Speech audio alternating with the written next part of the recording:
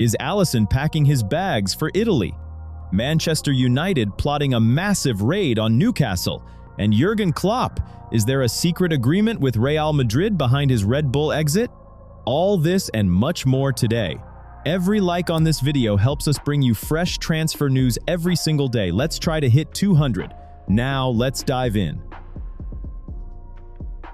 Alisson has suddenly appeared on Juventus's radar. Turin only recently seemed to have solved their goalkeeper problem. They brought in Michele Di Gregorio from Monza. The lad was 26 at the time, roughly 70 top-flight appearances to his name. The club handed him the #1 shirt straight away. Then the problems started. Keeping clean sheets at a relaxed Monza with no press breathing down your neck and no demanding fan base is one thing. Guarding the goal at a club like Juventus is something else entirely. Di Gregorio visibly buckled under the pressure. The mistakes became regular. The criticism keeps growing week by week. Juventus realized the bet on a promising lad from a mid-table side wasn't paying off. So they went looking for a proven elite goalkeeper. According to La Gazzetta dello Sport, Turin are primarily scanning the Premier League market. Two names are at the top of the list. First option, Guglielmo Vicario from Tottenham. Second candidate, Alisson, as you've probably already guessed. Juventus know exactly what they need. To tighten up defensively and challenge for titles consistently, they need a goalkeeper of the highest level, and they need one now. From a financial standpoint, getting Alisson away from Merseyside would actually be simpler and cheaper than prizing Vicario out of Spurs,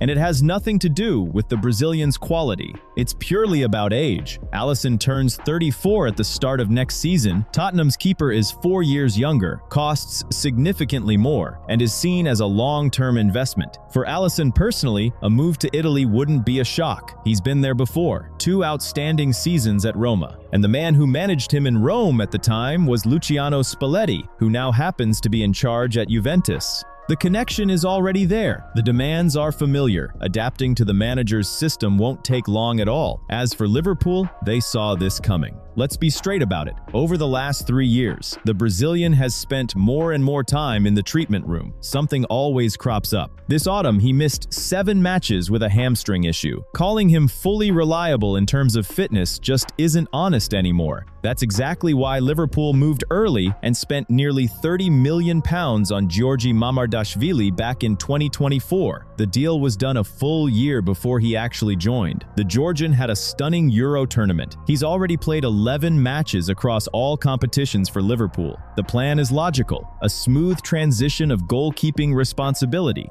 A couple of years working alongside the experienced Brazilian, then Mamardashvili steps up to #1 without any disruption. If Juventus come in with serious money soon, Liverpool may well greenlight Alisson's departure. Turin have been desperately short of a truly elite goalkeeper for several seasons now. A player of that caliber arriving at the Allianz Stadium would effectively put Di Gregorio's Juventus career on hold. Yes, Alisson is 33, but on the line, he's still one of the best in the world. Going back to Italy, working under a manager he knows, looks like a genuine sporting project for the Brazilian. Though Saudi Arabia is never far away, the money on offer there would be extraordinary. So Juventus need to do 2 things. Convince the player to choose competitive football over a suitcase full of cash and meet Liverpool's asking price in full. Because Liverpool won't be letting their #1 go for nothing.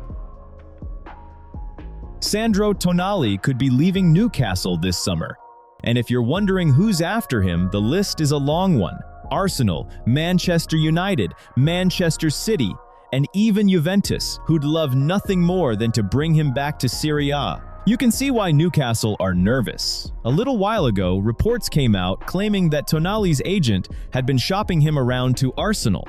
It was denied fairly quickly, but you know how these things go. Once it's out there, people remember. And Newcastle are already on edge. They've just come through that whole drawn-out saga with Isak, who pushed hard to get his move to Liverpool, and the club simply doesn't want to go through anything like that again. Fabrizio Romano has confirmed what a lot of people suspected. The chances of Tonali leaving this summer are genuinely high. He also made a point of saying it's not just Arsenal in the picture. In January, a transfer was completely off the table. Arsenal didn't push, and Newcastle weren't listening. But summer is a different situation entirely, and things could start moving. Now, Manchester United.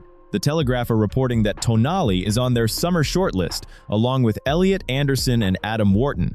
United are planning a substantial rebuild in central midfield, and it's increasingly clear that Casemiro is on his way out this summer, leaving a very obvious gap in that defensive midfield role that needs filling. You can understand the appeal from United's perspective. Tonali is already fully adjusted to the Premier League. You're not waiting around half a season for him to get used to the pace and physicality. Same story with Anderson and Wharton. All three already know the league inside out. And for a club that needs to strengthen right now, that's a major advantage. Juventus, though, is a different conversation. They'd love to take Tonali back to Italy, but let's be realistic about what that actually involves. The fee Newcastle will demand is going to be almost impossible for an Italian club to match. We all know what Serie A clubs are working with financially. It's simply not in the same ballpark as England. And speaking of budgets, unlike Juventus, you've definitely got enough to like this video. I'm looking at you specifically if you're watching this on a TV right now. Yes, I know. Finding the remote, hitting the up arrow, then left, then okay. It's harder than playing a full 90 minutes in the Premier League. But unlike Tonali, costs you absolutely nothing. Do it and let's keep going. There's also another problem for Juventus. We don't even know yet whether they'll be in the Champions League next season, and without that card to play, convincing Tonali becomes an even tougher sell. As for the player himself, yes, this season hasn't been quite as impressive as the one before, but that doesn't change what he is. Still one of the best midfielders in the Premier League and a player who'd improve almost any starting 11 in world football. You don't get this many top clubs chasing you if you're just decent. What it really comes down to, and it's the thing that matters most, is where Newcastle stand. Because it's the Magpies who'll be setting the terms here, both the asking price and the timeline. Romano was right to flag that Newcastle are extremely reluctant to let key players go. Negotiating with them is always its own experience, and if you need reminding, just think about how long the Isak situation went on. So even with several big clubs showing real interest, don't assume this is going to happen quickly or smoothly. Newcastle won't make it easy, and they'll almost certainly name a price that makes even the wealthiest clubs pause. But if Tonali does go, it's a serious loss for Newcastle. Replacing a midfielder of that level at a reasonable cost is no small task, especially when you've already lost Isak and you're rebuilding your attack. Losing your midfield anchor at the same time is a lot to deal with. Even so, if they get a really significant fee for him, it could at least give them the resources to strengthen properly elsewhere. Let's see how the summer plays out. Chelsea are the favorites to sign Murillo from Nottingham Forest, but if you're thinking this is a straightforward one-horse race, think again. Manchester United and Liverpool are both in the picture, and all three clubs are seemingly willing to spend big. Forest are asking for somewhere between 60 and 70 million pounds, which isn't cheap, but it's not scaring anyone away either. And when you think about what they're getting, it's not hard to see why. The guy is 23, he's already proven himself in the Premier League, and he's been consistently impressive. A left-footed center back of that quality is truly hard to find, and the market doesn't produce them very often. For Forest, whichever way you look at it, this summer is going to be a tough one. Vitor Pereira's side are battling to avoid relegation, and even if they do survive, holding on to their best players is going to be a real challenge. On top of Murillo's situation, you've got uncertainty around Elliot Anderson and Morgan Gibbs-White as well. And according to Team Talk, Murillo himself is willing to push for a move, which tells you a lot. If a player actively wants out, there's very little a club can realistically do to stop it from happening. Now let's go through the clubs. Chelsea were after Murillo last summer, but Forest weren't willing to sell back then. This time around, the Blues are looking to add quality on the left side of their defense, and Murillo fits that profile almost perfectly. And we all know Chelsea's approach in the transfer market, 60 to 70 million, isn't going to make them blink, especially given some of the fees they've paid for players who haven't come close to delivering the same kind of output. They're the clear favorite in this one. Liverpool are very much involved too, and their interest makes complete sense when you look at their situation. They're actively searching for a left-footed center back. Ibrahima Konaté's future is still uncertain, and he could well be on his way out. Joe Gomez isn't guaranteed to stay, and Jeremy Jacquet, their recent addition, is still considered too young to be a consistent starter at this level. So we're not talking about Liverpool strengthening out of luxury here. The need is genuine. If Konaté leaves, MURILLO goes straight to the top of their list. Manchester United are probably the most intriguing one to think about. Unlike the other two, they don't actually have an urgent need for a left-footed center-back. Lisandro Martinez covers that role, but bringing in MURILLO to push Martinez for his place is a tempting prospect, and competition for positions isn't something you'd usually argue against. The bigger question is whether MURILLO would even want to go somewhere he's not guaranteed to start week in, week out. You wouldn't expect him to leave one club just to warm the bench at another. So where does that leave us? Chelsea lead the race, with an obvious need and a history of interest going back to last year. Liverpool are a logical destination, with a real gap to fill at the back. United are more of a wild card. They're involved, but they're not the front runners. And Forest are facing a difficult summer however this plays out. Relegation means MURILLO almost certainly goes, and they'd have very little bargaining power. Staying up gives them a slightly better chance of keeping him, but only slightly.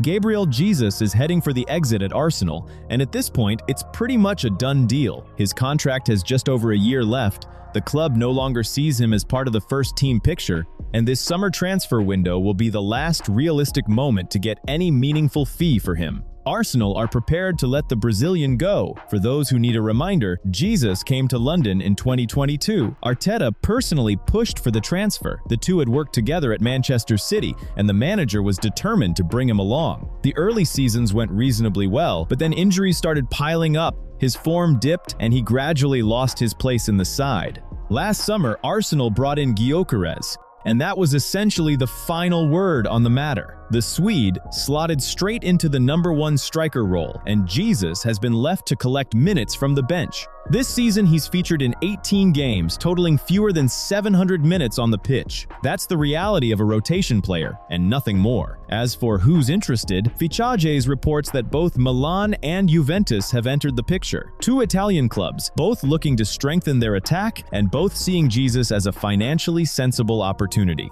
With a short contract and an Arsenal side that won't be driving a hard bargain, the deal could come together at a manageable figure. Transfermarkt currently puts his market value at 20 million euros. Juventus haven't made any official move yet, and the January window passed without any concrete steps, but they're planning to come forward with an offer in the summer. The logic is simple. A player who's been at the highest level has something to prove and won't cost a fortune. That's a compelling argument in Turin. Milan are coming at it from their own angle. They're not necessarily looking for a classic center forward. They want someone who moves intelligently, combines well, and creates chances through build-up play rather than pure finishing. That's precisely what Jesus offers. He was never a prolific goal scorer, but his value lies in movement off the ball, in link-up play, in pulling defenders out of position and opening space for others. That kind of contribution tends to get recognized in Milan. Jesus appears ready for a new chapter. He's 28. His career has lost momentum, and he needs to be playing regularly rather than sitting on the sidelines. A move to Italy feels like a natural fit. Serie A has always had an appetite for clever, mobile forwards who do more than just finish.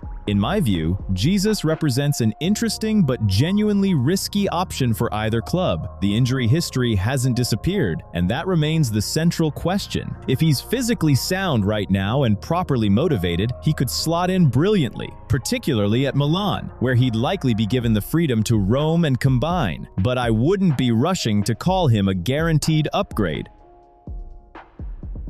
So, here's where things stand with Jurgen Klopp. Red Bull is reportedly unhappy with his work as head of their global football division, and according to Spanish outlet AS, the company is looking at ending his contract. And just so we're clear, this is coming from Red Bull, not from Klopp. Now, there's a detail here you need to pay attention to. The same sources say that if Klopp wants to go back to coaching, Red Bull won't block him. That sounds generous, but think about what's actually going on. If Red Bull terminates his contract, they have to pay him a severance fee. If Klopp leaves on his own terms, they pay nothing. You know this playbook. Build pressure, suggest the door is open, and wait for the person to decide it's easier to just walk through it. Klopp, from everything we can see, knows exactly what's happening, and he's not moving. Now, you've probably seen the Real Madrid links everywhere, because by now, every outlet is running with them. Klopp has already spoken on it. He says he's happy, he doesn't want to be anywhere else. And the Real Madrid stuff is just speculation. He added that right now he'd say no, but he wouldn't say never. And you know what? He had every chance to just say he's not interested and end the conversation. He didn't do that. He left a door open. You don't do that without a reason. And while we're talking about leaving doors open, I need to say something to a lot of you watching right now. You come back to this channel regularly, you watch the videos, and you still haven't subscribed. Are you doing a Klopp, keeping your options open? Look, subscribing isn't a lifelong commitment to Florentino Perez. Just hit the button so you don't miss new videos. And I promise all I'll ever ask of you is to show up and watch. That open door also sends a message to Florentino Perez, and it's not a subtle one. Before you move on from a manager, you should probably know who's coming next. Right now, what Real Madrid realistically have is Arbeloa, and even if Alvaro puts together a good season, it's hard to see him staying in that seat for the long haul. The media profile isn't there. The coaching identity that a club like Real Madrid expects as a minimum standard, that's not quite there either. Real Madrid is more than a football club, it's a global image, and Arbeloa doesn't yet fill that frame. Klopp does. He always has. He's got the personality, the profile, and a footballing idea that we've already seen him adapt across different squads in different contexts. The real question is whether Klopp actually wants Real Madrid specifically. Look at his career choices, and you'll notice a pattern. He always picks the challenger, never the favorite. Dortmund, not Bayern. Liverpool, not one of the London clubs. So, if he does come back, Atletico Madrid might honestly make more sense on paper. Think about what that would look like. Simeone leaves, Klopp takes over, and you swap defensive pragmatism for high-intensity pressing overnight. We'd all be watching that very closely. That said, don't rule out Real Madrid either. If Red Bull pulls the trigger on his contract, Klopp becomes available at exactly the moment Madrid might need someone. And we all know how good they are at waiting and at convincing. For now, Los Blancos are still alive in the Champions League under Arbeloa, and honestly, that might be the only thing keeping this whole situation from reaching a conclusion.